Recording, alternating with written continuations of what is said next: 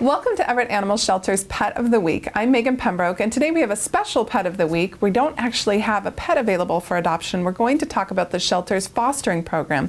And Monica, who is a current foster parent at the shelter, is here to help us talk about it. Yes. And we also have Tally, who was adopted from the shelter 3 years ago and was briefly part of the foster program. Yep. So he's one of our success stories. Yes, he is. He's not going to do much talking, just a little scratching.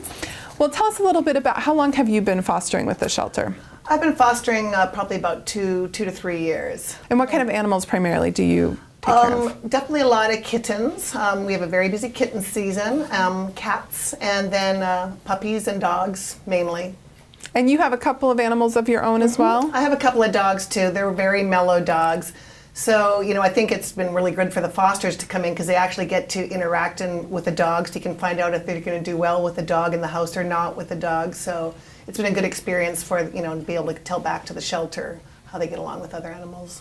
How did you get involved with the foster program? We started out, my daughter and I, volunteering up at the Everett Shelter in the cat room, working with the cats. And, you know, time constraints that we couldn't always make the commitment every week, we decided to, how else could we get involved? So we decided to start working on events, and then fostering were two areas that we could get involved in.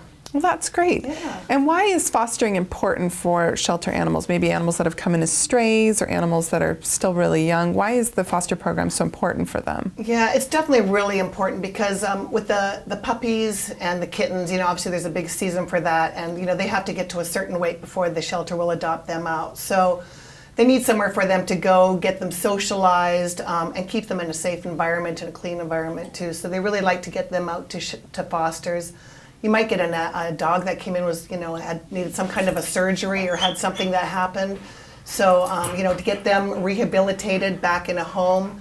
There could be an animal that was a stray that just needs some more socialization. And so it's another great way to socialize an animal, give him that extra love he needs before he gets out to an adoptive family. Well, thank you so much for what you do. I think that's really important. It's great. I think it's a really important part of the shelter.